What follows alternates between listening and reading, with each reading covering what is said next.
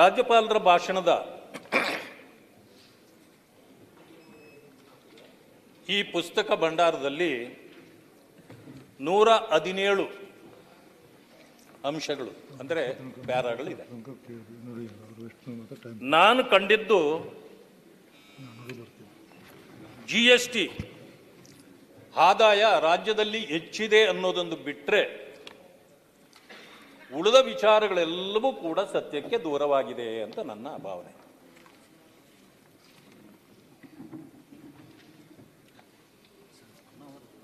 ಕವಿ doctor GS ಶಿವರುದ್ರಪ್ಪನವರು ಒಂದು ಕಾವ್ಯ ಬರೆದಿದ್ದಾರೆ.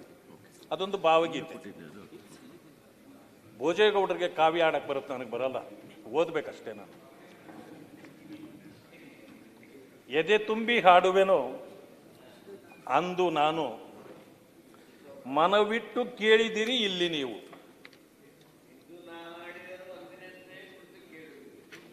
ಅದನ್ನು ನೀವು ಹೇಳಿಕೊಳ್ಳಿರಿ ಆಮೇಲೆ. ಆದರೆ ರಾಜ್ಯಪಾಲರು ನನಗನ್ನಿಸ್ದಂಗೆ ಎದೆ ತುಂಬಿ ಆಡಲೂ ಇಲ್ಲ. ನಾವಲ್ಲಿ ಕುಳಿತಿದ್ದ ನಾವು ಮನವಿಟ್ಟು ಕೇಳಲೂ ಇಲ್ಲ. ಆದರೆ ಇನ್ನೊಂದಿದೆ, ಎಲ್ಲ ಕೇಳಲಿ ಎಂದು ನಾನು ಹಾಡುವುದಿಲ್ಲ. ಹಾಡುವುದು ಅನಿವಾರ್ಯ, ಕೇಳುವುದು ನನಗೆ ಕರ್ಮ ಅಂತ. ಇದು ಬಹಳ ಚೆನ್ನಾಗಿತ್ತು. ಅವರಿಗೆ ಅನಿವಾರ್ಯ. ನಮ್ಮ ಹೇಳುವಾಗ ನಮ್ಮ ಸದಸ್ಯರೇ ಹೇಳಿದರು, ಸರ್ಕಾರ, ಒಂದು ನಿಮಿಷ, ಸರ್ಕಾರ ನಾವು ಒಂದು ಡ್ರಾಫ್ಟ್ ಅನ್ನ ಅವ್ರಿಗೆ ಕೊಟ್ಟಿದ್ವಿ ಅಂತ ಅವರೇ ಹೇಳಿದ್ರು. ನಾನು ಅದನ್ನು ಹೇಳಬೇಕಾಗಿತ್ತು, ಅವರೇ ಹೇಳಿದ್ರು. ಅದನ್ನು ಓದುವುದು ಅವರಿಗೆ ಅನಿವಾರ್ಯ. ಜಂಟಿ ಸದನ ಕರೀತಕ್ಕಂಥದ್ದು ಸಹಜ, ಅದರಿಂದ ನಾವಲ್ಲಿ ಕುಳಿತು ಕೇಳುವುದು ಅನಿವಾರ್ಯ. ಈ ಪರಿಸ್ಥಿತಿಯನ್ನು ನಾವಲ್ಲಿ ನೋಡಿದ್ವಿ. ಆದರೆ ಎಲ್ಲ ಕಡೆಯಲ್ಲೂ ಬೆಳವಣಿಗೆ ಉತ್ತಮವಾಗಿದೆ, ಎಲ್ಲರೂ ಸಂತುಷ್ಟರಾಗಿದ್ದಾರೆ. ಈ ವಿಚಾರಗಳೆಲ್ಲ ಬಂತು. ಬಹಳ ಸಂತುಷ್ಟವಾಗಿದ್ದರೆ ಈ ನೌಕರರು ದಯಾಮರಣ ಯಾಕೆ ಕೇಳ್ತಾರೆ? ನಮಗೆ ದಯಾಮರಣ ಕೊಟ್ಟುಬಿಡಿ. 16 ನೌಕರರು ದಯಾಮರಣ ಕೇಳ್ತಿದ್ದಾರೆ. ನಿನ್ನೆ ತಾನೇ ಮುಖ್ಯಮಂತ್ರಿಗಳನ್ನು ಕಾಂಟ್ರಾಕ್ಟ್ ಅಸೋಸಿಯೇಷನ್ನವರು ಭೇಟಿ ಮಾಡಿದ್ದಾರೆ. ಸ್ವಾಮಿ, 40% ಅಲ್ಲ 60% ಆಗಿಬಿಟ್ಟಿದೆ, ನಾವು ಹೇಗೆ ಮಾಡಬೇಕು? ಇನ್ನೂ ನಮಗೆ ಕೋಟಿಗಟ್ಟಲೆ ಬಿಲ್ ಬಾಕಿ ಇದೆ. ಸುಮಾರು 60,000 ಕೋಟಿ ಏನು ಹೇಳಿದರು, ಅದೆಲ್ಲ ಹಣ ಬಂದಿಲ್ಲ. ಕಾಂಟ್ರಾಕ್ಟರ್ಸ್ ಅವರು ಕೂಡ ಕೆಲವರು ನಮಗೆ ವಿಷ ಕೊಟ್ಟುಬಿಡಿ, ದಯಾಮರಣ ಕೊಟ್ಟುಬಿಡಿ ಅಂತ ಕೂಡ ಕೇಳಿದ್ದಾರೆ. ಇಲ್ಲ, ನಾವು ಮಾತಾಡೋಣ. ಈಗ ನೀವೆಲ್ಲ ಮಾತಾಡೋದು ಏನ್ ಮಾಡ್ತೀರಿ? ನೀವೆಲ್ಲ ಪಟ್ಟಿ ಮಾಡ್ಕೊಳ್ಳಿ, ಆಮೇಲೆ ನೀವು ಕೇಳಿ. ನೀವು ಮಾತಾಡುವಾಗ ಕೇಳಿ. ನೋಡಿ, ನಾವು ಮಾತಾಡುವಾಗ ಒಂದು ಮಾತನ್ನು ಕೂಡ ನಾವು ಮಾತಾಡಿಲ್ಲ. ನೀವು ಸ್ವತಂತ್ರರು, ಏನ್ ಬೇಕಾದ್ರೂ ಮಾತಾಡಿ. ಹಳೆ ಬಿಲ್ ಅಲ್ಲ, ಇದು ಹಳೆ ಬಿಲ್ ಸೇರಿದೆ ನಿಮ್ಮ ಸರ್ಕಾರ ಇರುವಾಗ. ಅಲ್ಲ, ಇಲ್ಲಿ ಆಮೇಲೆ ಮಾತಾಡಿ. ನೀವು ಪಟ್ಟಿ ಮಾಡ್ಕೊಳ್ಳಿ. ನಾನೇನಾದ್ರೂ ತಪ್ಪು ಮಾಹಿತಿ ಕೊಟ್ಟಿದ್ರೆ ಸದನದಲ್ಲಿ ಪೀಠ ಏನು ಹೇಳ್ತದೋ ಅದನ್ನು ಕೇಳಲಿಕ್ಕೆ ನಾನು ಸಿದ್ಧನಿದ್ದೀನಿ. ತಪ್ಪು ಮಾಹಿತಿ ಹೋಗಬಾರ್ದು. ನಾನು ತಪ್ಪು ಮಾಹಿತಿ ಕೊಡೋದಿಲ್ಲ. ನಾನು ಏನು ಹೇಳಿದರೆ ಅದಕ್ಕೆ ಪಕ್ಕದಲ್ಲಿ ಎಲ್ಲ ಇರುತ್ತೆ ನನಗೆ ಅಂತ ತಿಳ್ಕೊಳ್ಳಿ. ಇಲ್ಲಾಂದ್ರೆ ನಾನು ಮಾತಾಡೋದಿಲ್ಲ. ಅದು ಇರೋದನ್ನು ಮಾತ್ರ ನಾನು ಮಾತಾಡ್ತೇನೆ. ಆದರೆ ರಾಜ್ಯಪಾಲರ ಭಾಷಣದಲ್ಲಿ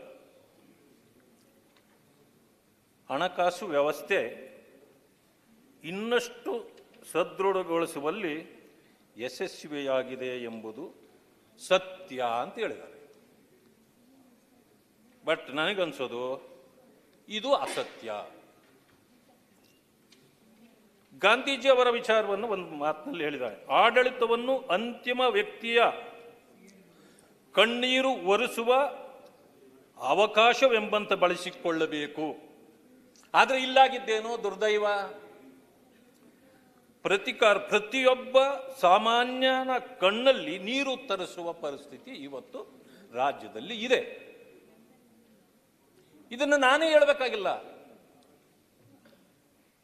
ಬಿಡುವು ಸಿಕ್ಕಾಗ ಟಿವಿಯನ್ನು ಆನ್ ಮಾಡಿದರೆ ಸಾಕು, ಬರೀ ಅವೇ ಬರ್ತಿರ್ತವೆ.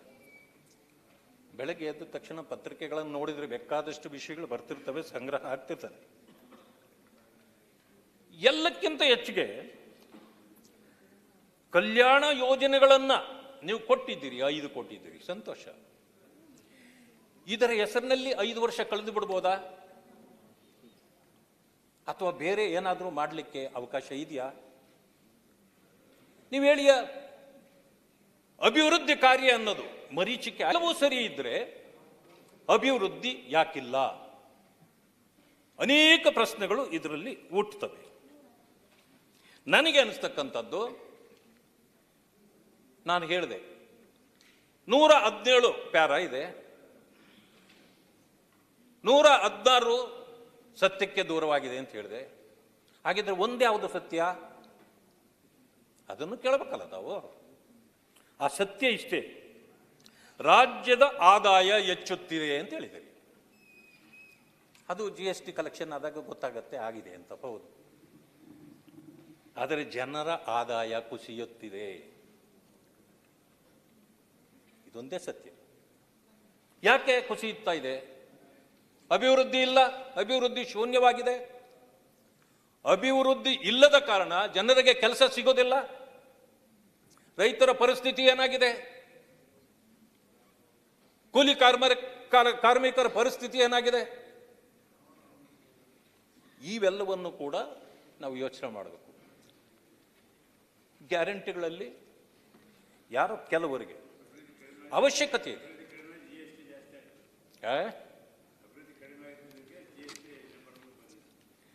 ಈಗ ತಾವು ಹೇಳಿದ್ದೀರಿ ಅಂತಾರಾಷ್ಟ್ರೀಯ ಮಟ್ಟದಲ್ಲಿ ನಮಗೆ ಒಂದು ಶ್ಲಾಘನೆ ಕೂಡ ಸಿಕ್ಕಿದೆ ಅಂತ ಹೇಳಿದ್ದೀರಿ. ಅಂತಾರಾಷ್ಟ್ರೀಯ ಮಟ್ಟದಲ್ಲಿ ಮಾನ್ಯ ರಾಜ್ಯಪಾಲರು ಕೂಡ ನೀವು ಕೊಟ್ಟಿದ್ದನ್ನು ಓದಿದ್ದು ಬಿಟ್ರೆ ಒಂದು ಅಕ್ಷರ ಸೇರಿಸಿದ್ದಾರಾ? ಅನಿವಾರ್ಯ. ಅದಕ್ಕೆ ಹೇಳಿದ್ದು ನಾನು. ಹೊರದೇಶದ ಯಾರು ಬಂದರು, ಶ್ಲಾಘನೆ ಮಾಡಿದ್ದಾರೆ, ನಮಗೆ ಅವರಿಂದ ಶಬಾಷ್ಗಿರಿ ಸಿಕ್ಕಿದೆ ಅಂದ್ರೆ, did they made any survey ಇಡೀ ರಾಜ್ಯದಲ್ಲಿ? No. Whatever the draft are the points you have given to them, ಅದರ ಮೇಲೆ ಅವರು ಚೆನ್ನಾಗಿ ಮಾಡಿದ್ದೀರಿ ಅಂತ ಹೇಳ್ಬೋದು. ಒಂದು ದಿನದಲ್ಲಿ ಯಾರು ರಾಜ್ಯದ ಪರಿಸ್ಥಿತಿಯನ್ನು ಅರ್ಥ ಮಾಡ್ಕೊಳ್ಳೋಕ್ಕಾಗೋದಿಲ್ಲ. ಒಂದು ಸಭೆ ಕರೀಬಹುದು, ಒಂದು ಸಭೆಯಲ್ಲಿ ನಾವೇನು ಅವರು ಮುಂದೆ ಪ್ರೆಸೆಂಟ್ ಮಾಡ್ತೀವೋ ಅದನ್ನು ಗಮನಿಸಿ ಓಕೆ ಚೆನ್ನಾಗಿ ಮಾಡಿದ್ದೀರಿ ಅಂತ ಹೇಳ್ಬೋದು. ಅದರ ಮೇಲೆ ರಾಜ್ಯದ ಪರಿಸ್ಥಿತಿಯನ್ನು ಅಳೆಯಲಿಕ್ಕೆ ಸಾಧ್ಯ ಆಗೋದಿಲ್ಲ.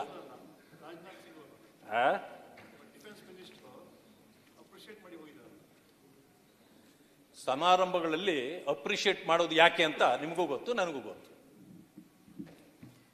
ನೀವು ಕರೆದ ಸಭೆಯಲ್ಲಿ ನಿಂತು ನಿಮ್ಮನ್ನ ಕೆಟ್ಟದಾಗಿ ಯಾರೂ ಮಾತಾಡಿ ಹೋಗೋದಿಲ್ಲ. ಇರಲಿ, ಒಂದು ಸಮಯ ನಾನು ಆ ಸಭೆಯಲ್ಲಿ ಇದ್ದಿದ್ರೆ ಓಲಿ ಒಂದು ಶಬಾಷ್ಗಿರಿ ಕೊಡಬೇಕು ಅಂತ ಇರ್ತದೆ. ಆದ್ರಿಂದಾಗಿ ಇವತ್ತು ಕಲ್ಯಾಣ ಕಾರ್ಯಕ್ರಮಗಳ ಸಮರ್ಪಕ ಅನುಷ್ಠಾನದಿಂದಾಗಿ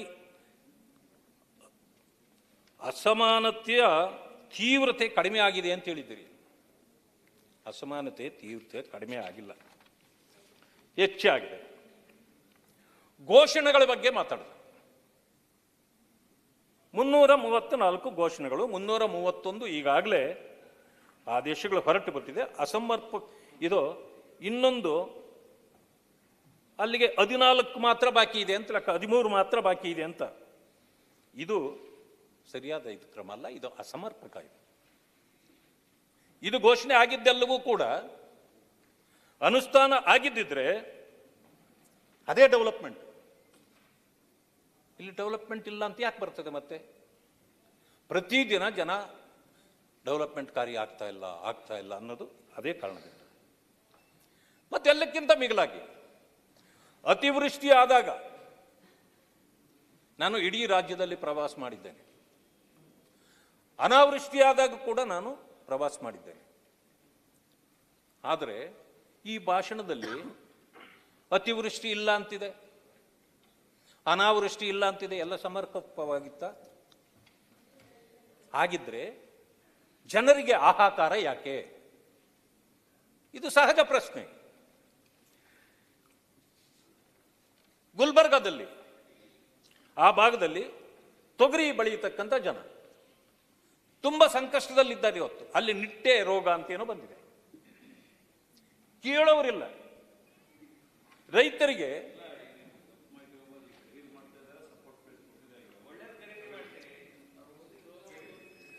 ಈಗ ನಿಮ್ಮ ಖರೀದಿ ಬಗ್ಗೆ ನನ್ನ ಪ್ರಶ್ನೆ ಇಲ್ಲ, ರೋಗದ ಬಗ್ಗೆ ನನ್ನ ಪ್ರಶ್ನೆ ಇದೆ. ಆ ರೋಗ ಬಂದಿರೋದಕ್ಕೆ ಅವರಿಗೆ ನಷ್ಟ ಆದರೆ ತುಂಬಿಕೊಡೋದ್ರ ಬಗ್ಗೆ ನನ್ನ ಪ್ರಶ್ನೆ ಇದೆ. ನೀವು ಯಾವುದು ಚೆನ್ನಾಗಿರ್ತೀರೋ ಖರೀದಿ ಮಾಡ್ತೀರಿ, ಅದು ನನ್ನ ಪ್ರಶ್ನೆ ಇಲ್ಲ. ನೀವು ಕೊಡಿ, ಖರೀದಿ ಮಾಡಿ. ಅದಕ್ಕೆ ಏನು ಬೆಲೆ ಕೊಡಬೇಕೋ MRP ನೀವು ಕೊಡ್ತೀರಿ, ಕೊಡಿ. ಇದನ್ನು ಕೂಡ ಗಮನಿಸಬೇಕು ಸರ್ಕಾರ, ಅದನ್ನು ಮಾಡಬೇಕಾಗಿತ್ತು. ಹಾಲು ಉತ್ಪಾದನೆ ಜಾಸ್ತಿ ಇದೆ, ಬಹಳ ಸಂತೋಷ, ಅದಿದೆ. ನಮ್ಮ ಕಾಲದಲ್ಲೂ ಇತ್ತು, ನಿಮ್ಮ ಕಾಲದಲ್ಲೂ ಇದೆ. ನಮ್ಮ ಕಾಲದಲ್ಲಿ ಅದನ್ನು ಏನು ಮಾಡಬೇಕು? ಮಕ್ಕಳಿಗೆ ಶಾಲೆಗಳಲ್ಲಿ ಕೊಡೋಣ ಅಂತ ಮಾಡಿದ್ವಿ. ಆದರೂ ಕೂಡ ಹೆಚ್ಚಿತ್ತು. ಆದ್ರಿಂದ ಅದನ್ನು ಪೌಡರ್ ಆಗಿ ಪರಿವರ್ತನೆ ಮಾಡಬೇಕು ಅಂತ ಕೂಡ ಮಾಡಿದ್ವಿ. ಅದನ್ನು ಈಗಲೂ ಕೂಡ ಮುಂದುವರೆದಿದೆ. ಸಂತೋಷದ ಸಂಗತಿ, ಹೆಚ್ಚಾಗಿದೆ. ರೈತರಿಗೆ ಅದರಿಂದ ಅನ್ಯಾಯ ಆಗಬಾರ್ದು, ಅವರಿಗೆ ಸರಿ ಮಾಡಿ ಕೊಟ್ಟರು. ಕಾಂಗ್ರೆಸ್ನ ಮ್ಯಾನಿಫೆಸ್ಟೋದಲ್ಲಿ ನಾವು 7 ರೂಪಾಯಿ ನಿಮಗೆ ಹೆಚ್ಚಿಗೆ ನಾವು ಸರ್ಕಾರ ಬಂದ ತಕ್ಷಣ ಕೊಡ್ತೀವಿ. ಕೊಟ್ರ? ಇಲ್ಲ, ಈಗಲೂ ಕೂಡ ಇನ್ನು ಪೆಂಡಿಂಗ್ ಇದೆ. ಜೊತೆಗೆ ಇಲ್ಲಿ ಹೇಳಿರ್ತಕ್ಕಂಥದ್ದು 1500 ಕೋಟಿ ರೂಪಾಯಿಗಳನ್ನು ಅವರಿಗೆ ಕೊಟ್ಟಿದ್ದೀವಿ ಅಂತ. ಐ ಪ್ರೂವ್ ದಟ್ 700 ಕೋಟಿ ರೂಪಾಯಿಗಳು ಈಗಲೂ ಬಾಕಿ ಇದೆ. ದಿನಪತ್ರಿಕೆಯಲ್ಲಿ ಬರ್ತದೆ. 700 ಕೋಟಿ ರೂಪಾಯಿ ಬಾಕಿ ಇರುವಾಗ ಸರ್ಕಾರ ಇದನ್ನ ಮರೀಚಿಕೆ ಯಾಕೆ ಮಾಡಿದ್ದೀರಿ? ಇದರಲ್ಲಿ ಏನಿದೆ? ರಾಸುಗಳು, ಕುರಿಗಳು, ಮೇಕೆಗಳು ಆಕಸ್ಮಿಕ ಮರಣದ ಪರಿಹಾರಧನ ಇನ್ನೂ 50% ಅದಕ್ಕೂ ಕೂಡ ಬಾಕಿ ಇದೆ. ಇವೆಲ್ಲ ಇದ್ರೂ ಕೂಡ ನಾವು ಸಂಪೂರ್ಣ ಕೊಟ್ಟಿದ್ದೇವೆ ಅನ್ನೋ ಮಾತುಗಳಿದೆ. ಅದಕ್ಕೆ ನಾನು ಸತ್ಯಕ್ಕೆ ದೂರವಾದದ್ದು ಅಂತೇಳಿ. ಯಾಕಂದ್ರೆ ಸದನದಲ್ಲಿ ಸುಳ್ಳು ಅಂತ ಹೇಳಕ್ ಬರಲ್ಲ, ಹೊರಗಡೆ ಹೇಳ್ಕೋಬಹುದು. ನಾವು ಹೇಳಲ್ಲ, ನಾನು ನೀವು ಹೇಳು ಅಂದ್ರೂ ಹೇಳಲ್ಲ. ಯಾಕಂದ್ರೆ ನಂದು ತಪ್ಪಾಗುತ್ತೆ. ನೀವು ಅಕ್ಸೆಪ್ಟ್ ಮಾಡ್ಬೋದು, ಅವ್ರು ಮಾಡ್ಬೇಕಲ್ಲ. ಹೇಳ್ಬಾರ್ದು. ಅದು ಹೇಳ್ಬೇಕಂತೆ, ಹೇಳ್ತೀನಿ, ಆಮೇಲೆ ತೆಗೆದಾಕ್ರಿ. ಇದೆಲ್ಲ ಆಯ್ತು. ಗ್ಯಾರಂಟಿಗಳ ಬಗ್ಗೆ ಮಾತಾಡ್ತದೆ ಸರ್ಕಾರ. ನಾವು ಯಾರಾದ್ರೂ ಗ್ಯಾರಂಟಿಗಳನ್ನು ವಿರೋಧ ಮಾಡಿದ್ದೇವ? ಯಾವ ಹಂತದಲ್ಲೂ ಗ್ಯಾರಂಟಿಗಳನ್ನು ವಿರೋಧ ಮಾಡಿಲ್ಲ. ಅಲ್ಲ, ಪರವಾಗಿಲ್ಲ ಅಂತಂದ್ರೆ ನೀವು ಕೊಡಬೇಕು ಅಂತಂದ್ರೆ ಪರನ ವಿರೋಧನ? ಅದು ನಾವು ಪರವಾಗಿಲ್ಲ ಅಂತ ನೀವು ಹೇಳಕ್ಕಾಗೋದಿಲ್ಲ, ಪರ ವಿರೋಧನ ನಾವು ಹೇಳಬೇಕು. ಬಟ್ ನಾವು ಹೇಳಿಲ್ಲ. ಆದ್ರಿಂದ ಇಲ್ಲೊಂದು ಏನಂದ್ರೆ, ಸೋಷಿಯಲ್ ಡಾರ್ವಿನಿಸಂ ಕಡೆಗೆ ಹೋಗಬಾರದು ಹಾಗೂ ಡಾಕ್ಟರ್ BR ಅಂಬೇಡ್ಕರ್ ರವರ ಮಾನವೀಯ ಸಂವಿಧಾನವು ಅಸಮಾನತೆಯನ್ನು ತಗ್ಗಿಸಿ ಆದಾಯದಲ್ಲಿ ನ್ಯಾಯಯುತ ಪಾಲನ್ನು ಜನರಿಗೆ ನೀಡಬೇಕೆಂಬುದು ತಿಳಿಸುತ್ತದೆ. ಆದರೆ ಗ್ಯಾರಂಟಿ ಯೋಜನೆಗಳು ನಿಮ್ಮದು ವೋಟ್ ಬ್ಯಾಂಕ್ಗಾಗಿ ಮಾಡಿದ ತಂತ್ರಗಳು ಅಂತ ಬಿಗಿನಿಂಗ್ ಇಂದ ಹೇಳ್ಕೊಂಡು ಬಂದಿದ್ದೀವಿ.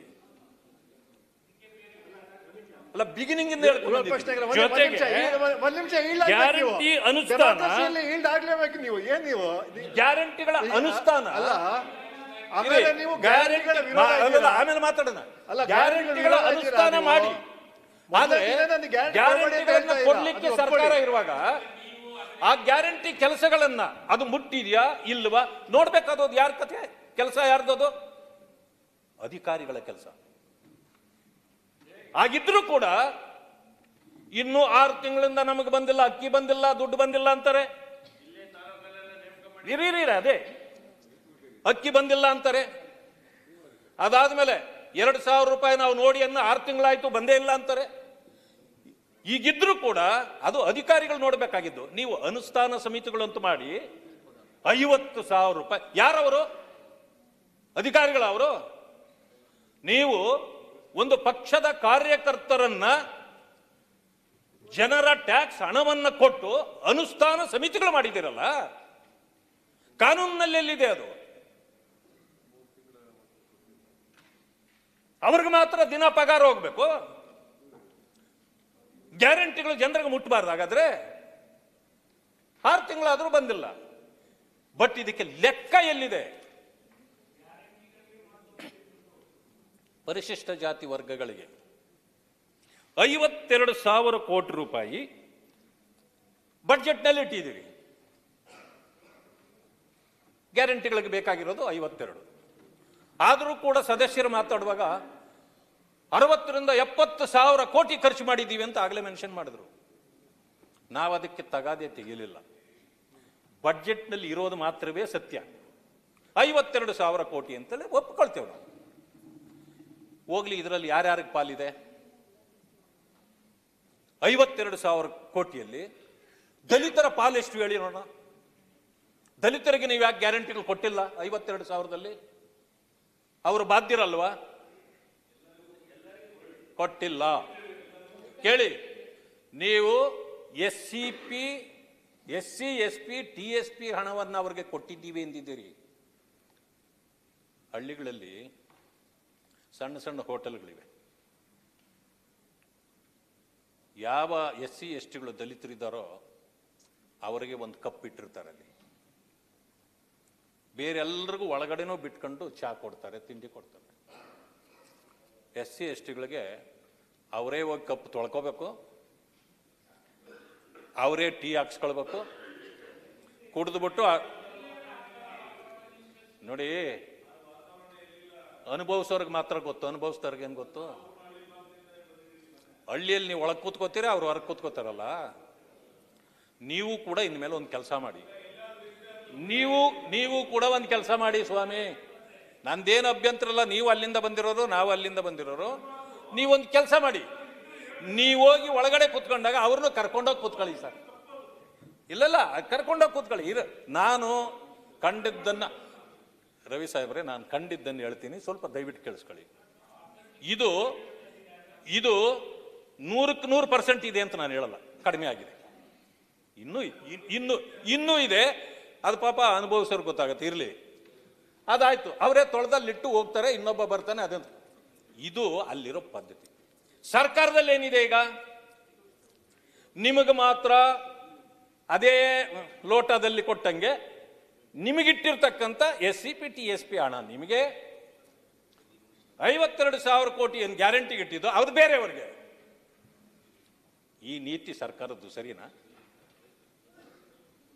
ಇದನ್ನ ಯಾಕೆ ನೀವು ಮೊನ್ನೆ ರಾಜ್ಯಪಾಲರಿಂದ ಹೇಳಿಸ್ಲಿಲ್ಲ? ಸರಿನಾ? ಇದು ದಲಿತರಿಗೆ, ಪರಿಶಿಷ್ಟ ಜಾತಿ ವರ್ಗಗಳಿಗೆ ಮಾಡಿದ ಅನ್ಯಾಯ ಅಲ್ವಾ? ಅವ್ರಿಗೆ ಮಾತ್ರ ಪಾಲಿಲ್ಲ, ಬೇರೆಯವರಿಗಿದೆ ಅಂತ ಬೇಡಣ. ಈಗ ಆಮೇಲೆ ಮಾತಾಡೋದು ಇಲ್ಲ. ನೋಡಿ, ನಾವೇನು ಮಾತಾಡಬೇಕು ಅಂತಿದ್ದೀವೋ ಅಲ್ಲ, ಅದನ್ನ ಡೈವರ್ಟ್ ಮಾಡಬೇಡಿ ದಯವಿಟ್ಟು. ಎಲ್ಲ ಕ್ಷಮೆ ಇರಲಿ, ದಯವಿಟ್ಟು ಕೂತ್ಕೊಳ್ಳಿ. ನೀವು ಮಾತಾಡುವಾಗ ನೀವು ಏನ್ ಬೇಕಾದ್ರೂ ಮಾತಾಡಿ, ನಾನು ಅಡ್ಡ ಬರೋದಿಲ್ಲ. ಇಲ್ಲ ಸರ್, ಇನ್ನೂ ಇಲ್ಲ, ಇಲ್ದಾದ್ರೆ ಮಾತ್ರ ಇಲ್ದಾದ್ರೆ ಮಾತ್ರ ಮಾತಾಡಿ, ಇಲ್ದ್ರೆ ಮಾತಾಡೋದು.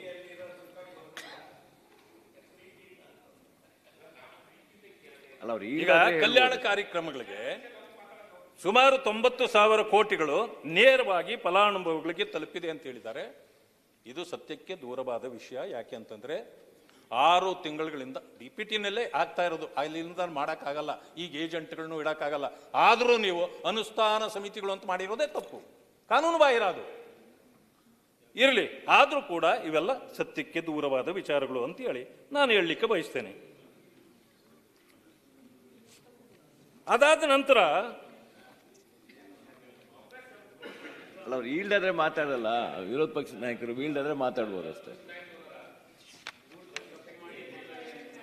ನಮ್ಗೆ ಯಾವ ಶಕ್ತಿ ಇದೆ ಇರೋಣ ಅಲ್ಲಿ? ಯಾವುದು ಅನುಷ್ಠಾನ ಸಮಿತಿಗಳು ಮುಖಾಂತರ ಕೊಡ್ತಾ ಇದ್ದಾರೆ ಅಂತೇಳಿ ಇಲ್ಲ, ನಾನು ಹೇಳಿಲ್ಲ.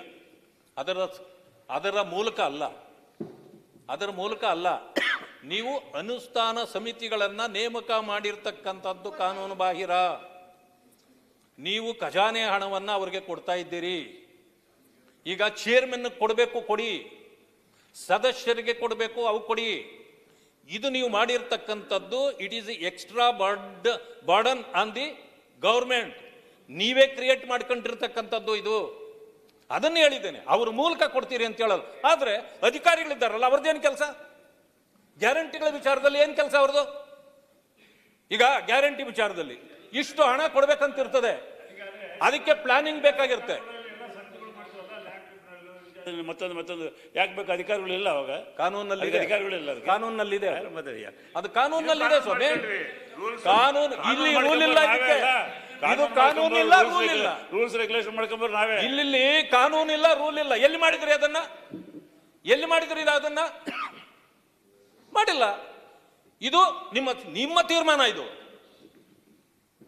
ನೀವು ನಿಮ್ಮ ಪಾಡಿಗೆ ನೀವು ತೀರ್ಮಾನ ಮಾಡಕ್ಕಾಗೋದಿಲ್ಲ. ಇದು ಪ್ರಜಾಪ್ರಭುತ್ವ ಇದೆ, ಇದು ಕಾನೂನು ಇದೆ, ಸಂವಿಧಾನ ಇದೆ. ಮತ್ತೆ ಯಾಕೆ ಎಲ್ಲ ಬಿಲ್ಗಳನ್ನು ತಗೊಬಂದು ಇಲ್ಲಿ ಪಾಸ್ ಮಾಡ್ಲಿಕ್ಕೆ ಬರ್ತೀರಿ? ಅದ್ಯಾಕಿಲ್ಲ? ಅದರಿಂದ ಇದನ್ನ ಅರ್ಥ ಮಾಡ್ಕೊಳ್ಬೇಕು. ಅದಾದ್ಮೇಲೆ ಮನೆ ಹೇಳ್ತಾರೆ, ಕರ್ನಾಟಕ ಮಾದರಿ ಅಭಿವೃದ್ಧಿ ಅಂದ್ರೆ ಜನಕೇಂದ್ರಿತ ಆರ್ಥಿಕ, ಸಾಮಾಜಿಕ ಮತ್ತು ಸಾಂಸ್ಕೃತಿಕ ಆಡಳಿತವನ್ನು ರೂಪಿಸುವುದು ಎಂದರ್ಥ. ಇಲ್ಲಿ ಇನ್ನೊಂದು ವರ್ಡ್ ಕೂಡ ಹಾಕಿದ್ದೀರಿ, shining a light in the darkness. Shining a light in darkness may be ಇದೇ ಕಲ್ಯಾಣ ಕಾರ್ಯಕ್ರಮಗಳಿಗೆ ಹೇಳ್ತಾ ಇರ್ತಕ್ಕಂಥದ್ದು. A blueprint for the world. ಅದಾಗಿದ್ದಾಯ್ತಲ್ಲ. Now it is shining. It is shining now. Many countries are looking at India. That is the shining. Yes, they are looking at India. India is shining now. ನಿಮ್ಮ ತಲೆ ಹೆಂಗೆ ಹೊಳಿತಾ ಇದೆ ನೋಡಿ, ಇಲ್ಲಿಗೆ ಹಂಗೆ ಹೊಳಿತಾ ಇದೆ ನಮ್ಮ ದೇಶ ಈಗ. ಆಯ್ತಾ? ಆದ್ರೆ ಇವೆರಡೂ ಕೂಡ ಶೈನಿಂಗ್ ಇಲ್ಲ. ನಾರಾಯಣ ಸ್ವಾಮಿ ಅವರು ಈಗ ಬರ್ಬೇಕಂದ್ರೆ ವಿಶ್ವನಾಥ್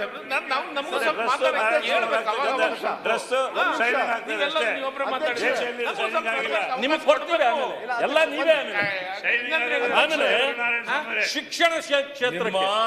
ಯಾಕಂತಂದ್ರೆ ಅದಾನಿ ಅಂಬಾನಿ ಶಿಕ್ಷಣ ಕ್ಷೇತ್ರ ಬಹಳ ಮುಖ್ಯವಾದದ್ದು. ಶಿಕ್ಷಣ ಕ್ಷೇತ್ರ. ಮಾನ್ಯ ಅಧ್ಯಕ್ಷರೇ, ಎಲ್ಲ ಗ್ಯಾರಂಟಿಗಳನ್ನ ಕಾಪಿ ಹೊಡಿತಾ ಇರೋದು ಅವರು. So Karnataka is shining.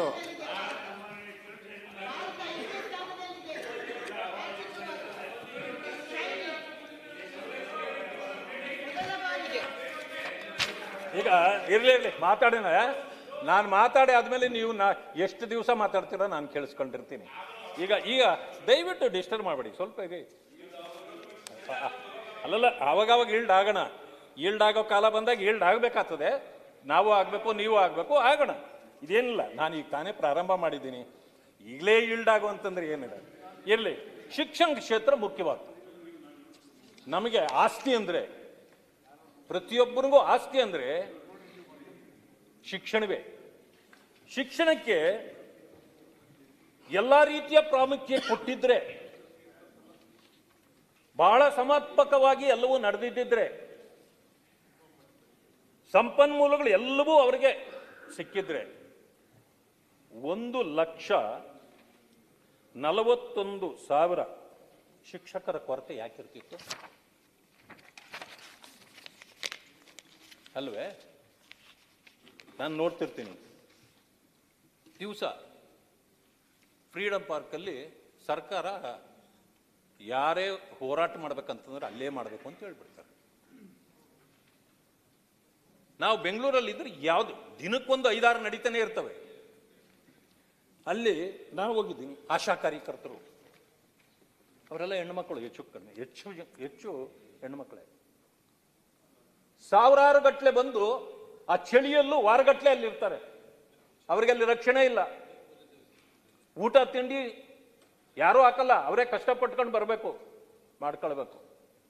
ಅವ್ರಿಗಲ್ಲಿ ಶೌಚಾಲಯದ ಇದು ಕೂಡ ಇರೋದಿಲ್ಲ, ಸ್ನಾನ ಮಾಡೋಕ್ಕಾಗೋದಿಲ್ಲ, ಅದು ಬಟ್ಟ ಬಯಲದು. ಎಷ್ಟು ಹೆಣ್ಮಕ್ಳು ಇಷ್ಟು ಕಷ್ಟಪಡ್ತಿದ್ದಾರೆ.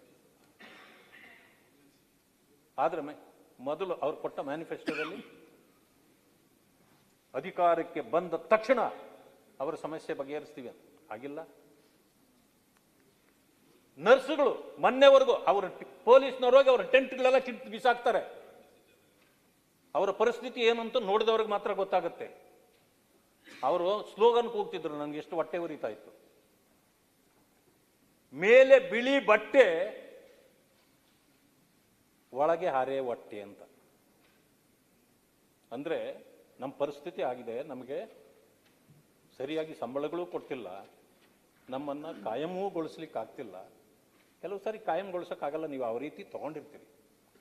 ಆ ಕಾರಣದ ಅದಕ್ಕೆ ಅವರ ಕೆಲಸಕ್ಕೆ ಸರಿಯಾದ ಒಂದು ಪಗಾರ ಕೊಡಬೇಕಲ್ಲ. ಈ ತರ ಬೇಕಾದಷ್ಟು ಅಂಗನವಾಡಿ ಕಾರ್ಯಕರ್ತರು ಕೂಡ ಅದೇ ಮಾಡ್ತಾರೆ. ಈಗ ಸಮಸ್ಯೆಗಳಿಲ್ಲ ಅಂತಂದ್ರೆ ಅವ್ರು ಯಾಕಲ್ಲಿ ಬರ್ತಾರೆ? ಸರ್ಕಾರದ ಆದ್ಯ ಕರ್ತವ್ಯಗಳಿದೆ, ಇದನ್ನೆಲ್ಲನೂ ಮಾಡಬೇಕಾಗಿದೆ. ಅದರಲ್ಲಿ 6,400 ಸರ್ಕಾರಿ ಶಾಲೆಗಳಲ್ಲಿ ಒಬ್ಬರೇ ಶಿಕ್ಷಕರು ಯಾಕಿದ್ದಾರೆ? ಒಬ್ಬೊಬ್ಬರೇ. 6,400 ಶಾಲೆಗಳಲ್ಲಿ ಒಬ್ಬೊಬ್ಬರೇ ಇದ್ದಾರೆ. ಪ್ರಾಥಮಿಕ ಶಾಲಾ ಶಿಕ್ಷಣಕ್ಕೆ ಈಗ ಹೊಡೆತ ಬೀಳ್ತಾ ಇದೆ. ಎಜಿ ರಿಪೋರ್ಟ್ ಅಲ್ಲಿ ಕೂಡ ಕಳವಳಕಾರಿ ಅಂಶಗಳು ಉಲ್ಲೇಖ ಆಗಿದೆ. ಸರ್ಕಾರಿ ಶಾಲೆಗಳಿಗೆ ಪ್ರವೇಶ ಪಡೆಯುವುದು ಮಕ್ಕಳ ಸಂಖ್ಯೆ ಗಣನೀಯವಾಗಿ ಕಡಿಮೆ ಆಗ್ತಿದೆ. ಯಾಕೆ?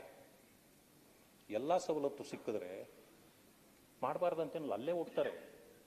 ಸಿಗದೇ ಇದ್ದಾಗ, ಶಿಕ್ಷಕರಿಲ್ಲದೆ ಇದ್ದಾಗ, ತನ್ನ ಕೈಲಿ ಆಗದೇ ಇದ್ರೂ ಕೂಡ ಮಕ್ಕಳಿಗೆ ಓದಿಸಲೇಬೇಕು, ಫೀಸ್ ಜಾಸ್ತಿ ಆದರೂ ಪರವಾಗಿಲ್ಲ, ಪ್ರೈವೇಟ್ ಇನ್ಸ್ಟಿಟ್ಯೂಷನ್ಗಳಿಗೆ ಹೋಗ್ಬೇಕಾಗ್ತದೆ.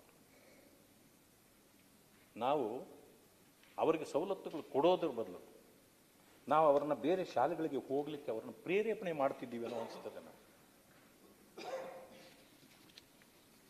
ವಸತಿ ಶಿಕ್ಷಣಗಳು ಏನು ಭಾಷಣ ಮಾಡಿದ್ದೆ, ಹೇಳಿದ್ದೆ. ಎಷ್ಟು ಇವತ್ತಿಗೂ ಕೂಡ ರೆಂಟೆಡ್ ಇದರಲ್ಲಿವೆ ಶಾಲೆಗಳು. ರೂರಲ್ ಅಲ್ಲಿ ಇರೋರು ಗೊತ್ತಾಗುತ್ತೆ, ಈ ಟೀಚರ್ ಇದರಿಂದ ಗೆದ್ದು ಬಂದಿರೋರಿಗೆ ಗೊತ್ತಾಗುತ್ತೆ ಅದೆಲ್ಲಾನು. ಸಮಾಜ ಕಲ್ಯಾಣ ಇಲಾಖೆಯಿಂದ ನಾವು ಮೊನ್ನೆ ಕೂಡ ಸಭೆ ಕರೆದಿದ್ದು, ಮುಖ್ಯಮಂತ್ರಿಗಳೇ ಕರೆದಿದ್ದು. ವಿರೋಧ ಪಕ್ಷ ನಾಯಕರೇ, ಒಂದ್ ನಿಮಿಷ. ಈ ಸಮಸ್ಯೆ ಬರೀ 2 ವರ್ಷದಿಂದ ಇದೆ, ಮುಂಚೆಯಿಂದ ಇದೆಯಾ? ಸರ್ಕಾರ ಯಾರ್ದಿದೆ ಈಗ? ಅಲ್ಲಲ್ಲ, ಎಷ್ಟು ಟೈಮ್ ಆಯ್ತು? ಸರ್ಕಾರ ಯಾರ್ದಿದೆ? ಅಲ್ಲ, ಸರ್ಕಾರ ಬಂದು ಎಷ್ಟು ಟೈಮ್ ಆಯ್ತು? ನಿನ್ನೆ ಇರ್ಲಿಲ್ವಾ? ಆವಾಗ ನೀವು ನೀವು ನಿನ್ನೆ ಬಂದಿರಬಹುದು, ಉತ್ತರ ಇವತ್ತು ಕೊಡಬೇಕು. ಸರ್ಕಾರ ಇರುವಾಗ ಈ ಪ್ರಶ್ನೆ ನೀವು ನಿನ್ನೆ ಬಂದಿರಬಹುದು, ಮೊನ್ನೆ ಯಾರಿದ್ರು ಪ್ರಶ್ನೆ ಅಲ್ಲ. ಇವತ್ತು ನೀವಿದ್ದೀರಿ, ಉತ್ತರ ಕೊಡಬೇಕು. ಎಲ್ಲರದ್ದು ಜವಾಬ್ದಾರಿ, ಹೊಣೆಗಾರಿಕೆ ಇದೆ. ಇಲ್ಲ, ಬರೀ ನಮ್ಮ ಸರ್ಕಾರ ಟೀಕೆ ಮಾಡೋದಲ್ಲಿ ಆಗಿದ್ರೆ ಅಲ್ಲಲ್ಲ, ಆಗಿದ್ರೆ ಇದರಲ್ಲಿ ಯಾಕೆ ನಿಮ್ದು ಹೇಳ್ಬೇಕಾಗಿತ್ತಲ್ಲ. ಎಲ್ಲ ಜವಾಬ್ದಾರಿ ನಮ್ಮದಲ್ಲ, ಇಂದಿನ ಸರ್ಕಾರದ್ದು ಜವಾಬ್ದಾರಿ ಇದೆ. ನಮ್ಮ ಫೇಲೂರ್ಗೆ ಇಂದಿನ ಸರ್ಕಾರ ಕಾರಣ. ಹೇಳಿ ಅಲ್ಲ, ಹೇಳಿ ಅದಕ್ಕೆ ಹೇಳಿ, ನಂದೇನು ಚಿಂತೆ ಇಲ್ಲ. ಹಂಗಿದ್ರೆ 40% ಸರ್ಕಾರ ಅಂತೇಳಿ ಹೇಳಿಸಿದ್ರಿ.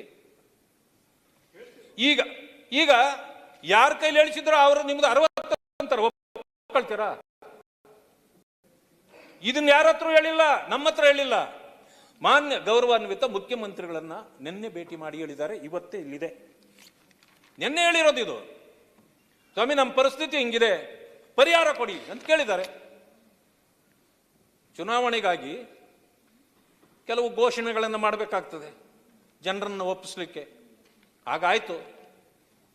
ಆ ವಿಚಾರ ಲೋಕಾಯುಕ್ತಕ್ಕೂ ಹೋಯ್ತು. ಲೋಕಾಯುಕ್ತ ಆಗಲೇ ಕೊಟ್ಟಾಯಿತು, ಇದಕ್ಕೆ ಯಾವುದು ಪುರಾವೆ ಇಲ್ಲ ಇದೆಲ್ಲ ಅಂತ. ಯಾವುದನ್ನು ಒಪ್ಪಲಿಕ್ಕಾಗಲ್ವಾ? ಈಗ 60 ಅಂತಾರೆ, ಅದಕ್ಕೆ ಪುರಾವೆ ಯಾವುದು ಬೇಕು ನಿಮಗೆ? ಅವರೇ ಹೇಳ್ತಿದ್ದಾರಲ್ಲ, ನಿಮಗೆ ಹೇಳ್ತಿದ್ದಾರೆ. ಈಗ ಅದರಿಂದಾಗಿ ನಮ್ಮ ಫೇಲ್ಯೂರ್ಗೆ ಇಂದಿನ ಸರ್ಕಾರ ಕಾರಣ ಅಂತ ಹೇಳಲಿಕ್ಕಾಗತ್ತಾ? ಇವತ್ತು ಇರ್ತಕ್ಕಂಥ ಸರ್ಕಾರ ಸಾಂದರ್ಭಿಕವಾದ ಉತ್ತರವನ್ನು ಕೊಡಬೇಕು. ಯಾಕೆ ಅಂತಂದ್ರೆ ಇದು ನಿನ್ನೆ ಅಷ್ಟೇ ನಡೆದಿರ್ತಕ್ಕಂಥ ಭಾಷಣದ ಮೇಲಿನ ವಿಚಾರ.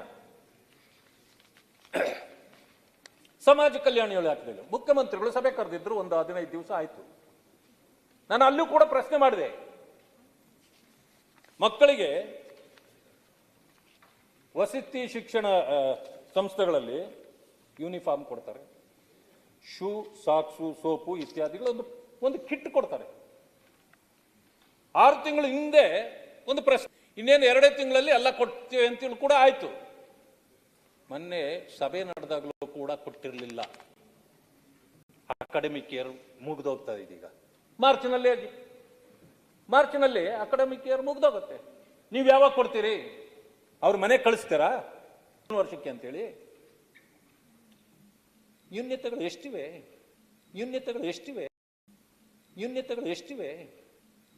ಎಷ್ಟಿವೆ? ಇದೆಲ್ಲ ಪ್ರಶ್ನೆಗಳಿಲ್ವಾ?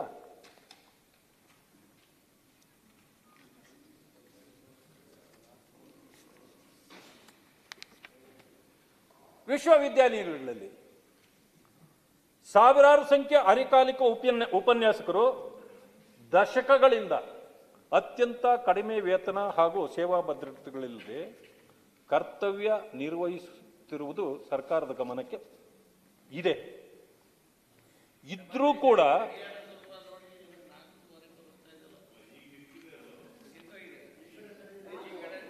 ಅಲ್ಲ, ನಾನು ಈಗ ತಾನೇ ಶುರು ಮಾಡಿರೋದು ಅಲ್ಲ.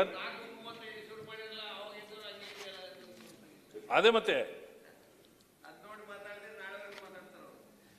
ಅದನ್ನ ಸರಿ ಮಾಡಿಸೋದು ಅವ್ರ ಕೆಲಸ ಅಲ್ಲ. ಭೋಜೇಗೌಡ್ರು, ನಾರಾಯಣ ಸ್ವಾಮಿ ಅವರೇ ಭೋಜೇಗೌಡ್ರು ನಿಮ್ಗೆ ಹಿಂಟ್ ಕೊಡ್ತಾ ಇರೋದು. ಉತ್ತರ ಹೇಳಕ್ಕೂ 3 ದಿವಸ ಅವರು ಅಲ್ಲಿ ನೋಡ್ತಿದ್ದಾರೆ, ನಾನು ಇಲ್ಲಿ ನೋಡ್ತಿದ್ದೀನಿ. ಅದೇ ಅವ್ರು ನಿಮ್ಗೆ ಹಿಂಟ್ ಕೊಡ್ತಾ ಇರೋದು. ನಾನು ಬೇರೆದನ್ನ ನಂಬೋದಕ್ಕಿಂತ ನನ್ನನ್ನು ನಾನು ಮೊದಲು ನಂಬಬೇಕಲ್ಲ, ಅದಕ್ಕೆ ಇಲ್ಲಿ ನೋಡ್ಕೊಳ್ತಾ ಇದ್ದೀನಿ ನಾನು.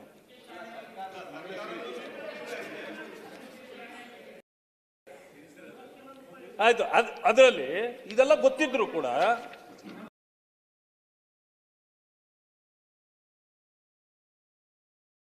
ಸಭಾಪತಿಗಳ ಇದು ಕರೆಕ್ಟ್ ಇದೆ, ಕ್ಲಾಕ್ ಕರೆಕ್ಟ್. ನಮ್ಮ ಸಭಾಪತಿಗಳ ಕ್ಲಾಕ್ ಕರೆಕ್ಟ್ ಇದೆ ಅಂತ.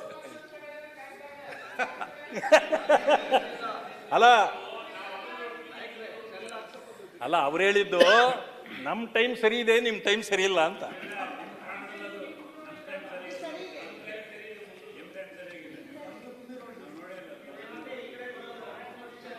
ನೋಡಿ, ಅಲ್ಲ ಯಾರಿಗೇನೇ ಇದ್ರು ಹಣೆ ಬರಹ ತಲೆ ಬರಹ ಸರಿ ಇರ್ಬೇಕಂತೆ, ಅದು ನಿಮ್ಮ ಹಣೆ ಮೇಲೆ ಇರೋದು.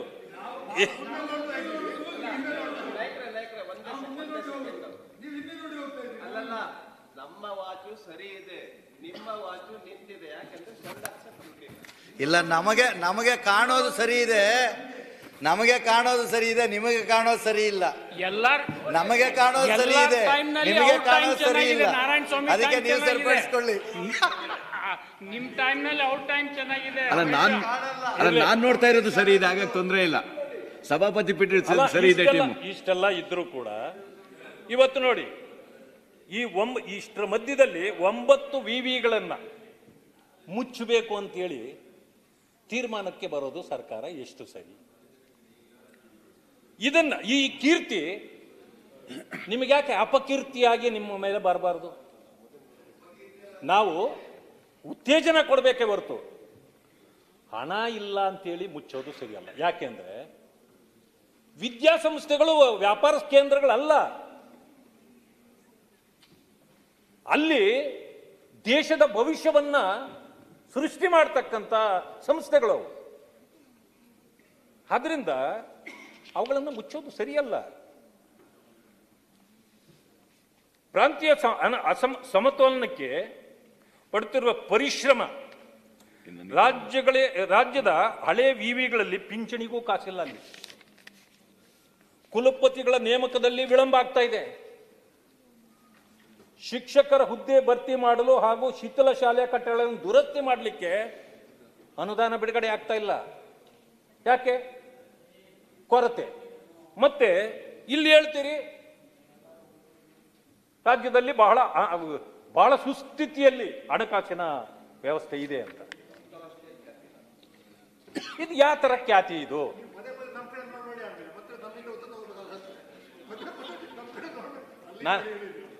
ನಾನು ಅವ್ರನ್ನೇ ನೋಡ್ತಿರೋದು. ಕೆಲವು ಸಾರಿ ಅಲ್ಲ, ನನ್ನ ಏಜ್ ಪ್ರಕಾರ ನನಗೆ ಸ್ವಲ್ಪ ಈ ಕಡೆ ಒಂದೇ ಕಡೆ ನೋಡ್ತಿದ್ರೆ ಕತ್ತು ನೋವು ಬರ್ತದ. ಈಗ ತಿರುಗಿದ ತಕ್ಷಣ ನೀವೇ ಕಾಣ್ತೀರಿ, ನೀವು ತಿಳ್ಕೊಳ್ತೀರಿ, ನನ್ನೇ ನೋಡ್ತಾವನೆ ಅಂತ. ನಾನು ದಯವಿಟ್ಟು ತಿಳ್ಕೊಬೇಡಿ, ನಾನು ನಿಮ್ಮನ್ನು ನೋಡ್ತಿಲ್ಲ. ಆವಾಗ ಈ ಕಡೆ ತಿರ್ಕೊಳ್ತೀನಿ ಅಷ್ಟೇ. ನಿಮ್ದು ಹಳೆ ಸಂಬಂಧ.